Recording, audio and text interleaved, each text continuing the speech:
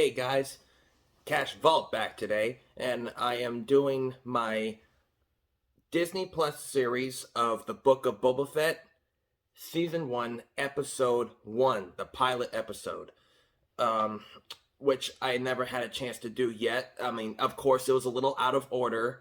My first one was actually of Episode 2 that you saw in my last video that I watched with Scott Applier Pop Cult Fan This Place, and we did that review together. He also has a separate one that he did of the Book of Boba Fett, I think of the same episode. And he has the first one already, which is what I'm reviewing today, on his channel already. So be sure to check out Scott Applier Pop Cult Fan on YouTube for that information, or for more details about him. So, other than that, so this review for the Book of Boba Fett, the first pilot episode, of course, I'll give it my first overall rate. I have to rate it 3.5 out of 4 stars. So it's like about a low to mid A grade. Of course, there are mixed critics out there that people say on IMDb and on Google and a lot of other critic websites. It's got mixed reviews. Half of them say it was a great start and they're so excited for it, and others are like, it's a little slow. Like, when does it get exciting? Like, okay, we all at least knew that the Sarlacc pit from the Dune Sea actually swallowed him when Jabba was destroyed at Jabba's palace, and when Luke and his friends escaped in the Star Wars Episode 6 Return of the Jedi. But, it's like, okay, we have the idea he's been crawling around in that belly for all this time, just like slowly digesting through him, and it's like, okay, a little gross right there. But anyway, but I personally liked this one. I thought it was a great start, but I have to agree with some of the other critics that say it's a little bit slow. Of course, yeah, it kind of got me thinking, okay, when does, like, the action begin? Like, when does the story actually improve? And, well, that episode answered it. The part in the episode, remember, when Boba actually took over the palace and started, accepting in customers and other bounties and guests that offer to trade, because now Boba Fett's the new head crime lord that Jabba used to be. He was Jabba, as we know, Jabba the Hutt. He was the galaxy in Star Wars most powerful, ruthless, richest gangster Hutt of all time, because the Hutts were gangsters.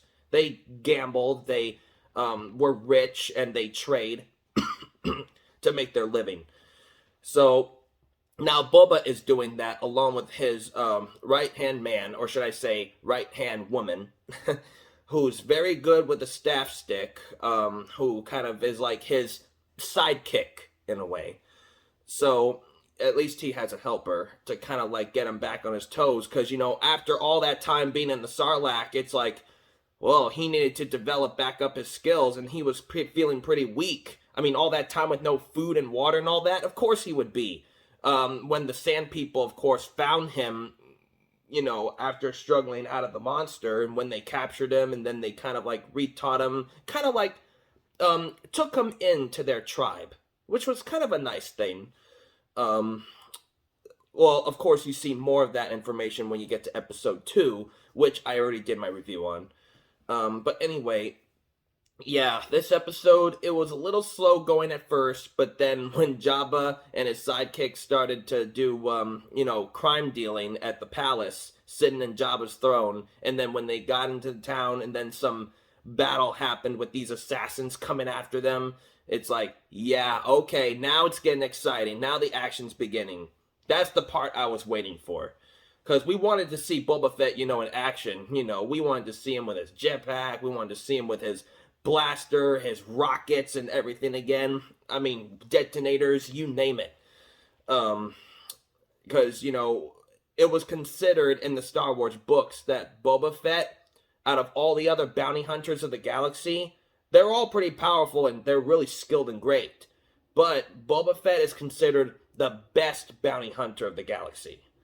So I'm glad they did his own show about it. So anyway, yeah, my overall rating review, 3.5 out of 4 stars.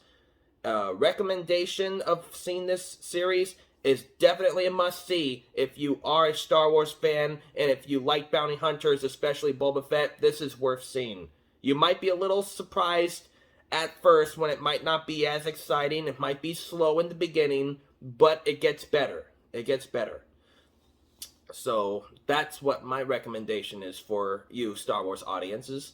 My comments are, once again, a slow start, but gets really exciting, and I can't wait to see episode 3, which is out right now. So I'm going to be doing my episode 3 review after this is published. So with that being said, comments and recommendations over review. I'm just reviewing a little bit. Overall rating, yep, we have comments, we have recommendations, and then, yeah. So to wrap up this review, I can't wait to see episode 3. I will see you all in my next video, which will be my review of episode 3 after I see it. So, and it's possible that you will see in the other future episodes that'll come out of the Book of Boba Fett, it's possible that me and Scottiplier would do duo, review, together. So, keep an eye out for those on either his channel or my channel. We just don't know exactly what channel they're going to be published on. It may be a mix, but yes. So anyway, press the like button for this video. Comment down on what you thought my feedback, on how great you thought my feedback was for this series so far, and other suggestions of what I should review. So that is all for today, folks. So Cash Vault out.